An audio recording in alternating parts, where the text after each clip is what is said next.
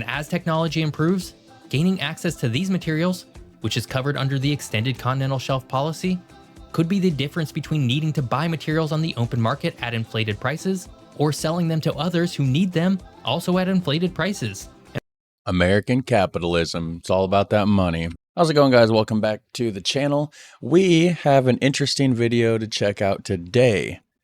This says why the United States is so much larger today than it was in 2023. I'm unaware. I didn't know it got bigger. I thought it stayed the same. I don't exactly know what they mean by that. I'll show you the thumbnail.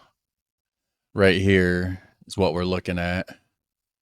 So it's showing new territory, evidently. Now over here on the right hand side and down here, I thought that was all water. So I don't know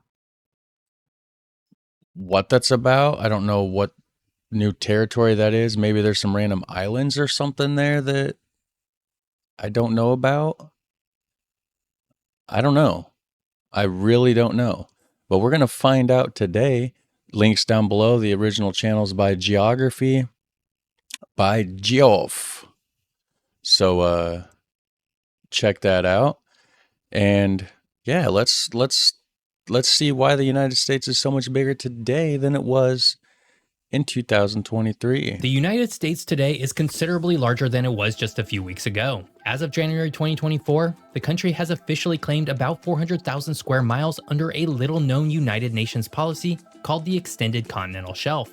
So why is the United States claiming so much, and how are they even allowed to do so in the first place? I don't know. Welcome to Geography by Jeff. Today is an extra special... Jeff. I said Geoff. Well, it's spelled G-E-O-F-F, so sorry for the confusion, Jeff. special episode based on some recent news. Normally, I don't make videos based on current events, but today's was so highly geographical that I couldn't resist. After all, it's not every day that the US adds over a Texas-sized chunk of land to its borders, even if it's all underwater. But first, today's podcast is all about antipodes, otherwise known as the exact opposite part of the planet from where you are right now. It's a wonky topic, but also a very fun thought process in understanding where we are within our planet. You can listen to that episode right now with visuals right here on YouTube or on whatever app you use to listen to podcasts. All links are in the description below. Our world is mostly comprised of the vast oceans that separate our relatively small land masses. Lots of water. Because we're a land-based species, there's no real territorial control over the oceans, at least not in the same way as there is on land. Because of this, the United Nations has created some unique laws regarding what a country controls with respects to their nearest ocean bodies. Right. Up until fairly recently, this has largely fallen within territorial waters. Yeah, and I think that's like 14 miles offshore. I could be wrong. Which is the 12 nautical miles 12 miles. Close enough. off any given country's coast. And the exclusive economic zones, which continue well beyond. Territorial waters are exactly what they sound like. Waters that act and behave like a traditional land border. The exclusive economic zones, however, are a bit different. A country's exclusive economic zone extends from the edge of a country's territorial water out 200 nautical miles from its coastline. And within this zone, the coastal state has special rights regarding the exploration and use of marine resources. True, because you don't want like a Chinese warship hovering just 13 miles off the border, which would only be a mile outside of the nautical zone rights. That's a bit close, bit too close for comfort, right?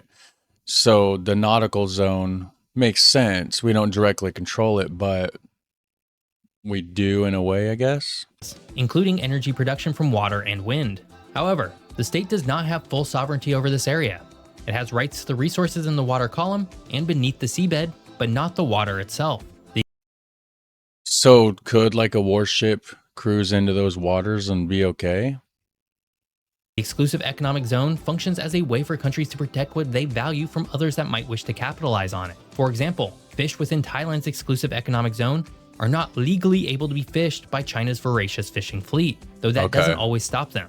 But there's another concept at play that further expands a country's oceanic claims: the extended continental shelf. According to the United Nations Convention on the Law of the Sea, the continental shelf of a coastal state comprises the seabed and subsoil of the submarine areas that extend beyond its territorial sea to the outer edge of the continental margin. The continental margin can extend up to 350 nautical miles from the coast, or 100 nautical miles from wherever a depth of 2,500 meters is reached.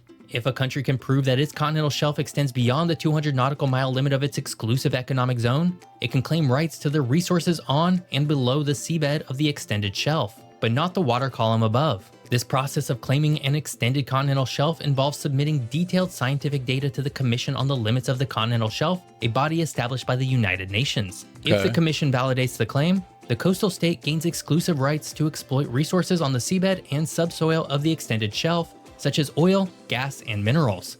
This means that a state with a claim on the continental shelf can mine and acquire the resources on or underneath the ocean floor, but does not have the exclusive rights to anything above, such as fish. In this case, China, for example, would be well within its rights to fish within another country's extended continental shelf area. Today, every country in the world that's been recognized by the United Nations and has a coastline has both territorial waters and an exclusive economic zone. But not every country has an extended continental shelf because, as it turns out, proving that you have the right to that claim is kind of difficult. But before we get to the United States' current continental shelf claims, if you're enjoying this video, hit that subscribe button. More fun geography videos are just a single click away. Just a click. Where the U.S. Typically, when we look at a map of the continents, we assume that anything above the sea level is the continent and anything that is below is not. However, geologically, that's not quite the case. In fact, every continent extends underneath the ocean by a fair amount before descending to depths that would indicate it is no longer the same land mass. This underwater portion of the continental land would be considered the continental shelf. And because every continent has a continental shelf, this opens up quite a bit of underwater land for countries to capitalize on based on the extended continental shelf policy. For example, here's Brazil's claims on their continental shelf, and here's Australia's claims on theirs. Both have extended well beyond their exclusive economic zones. Now, I wonder why it's just random though, like right here. What about in between? Which I guess they already own that, right? Because of the extended nautical miles or whatever. So it doesn't include it, but you would think that that would be connected to Brazil, right? The United States, as of January 2024, has finally figured out and submitted its own claims for expanding its territory based on this United Nations policy, something other countries have been doing for about 15 years now. All told, the United States has expanded its territory in 6 areas. The first, largest, and likely most valuable addition to the United States is in the Arctic Ocean north of Alaska. This region adds about 200,000 square miles to the United States.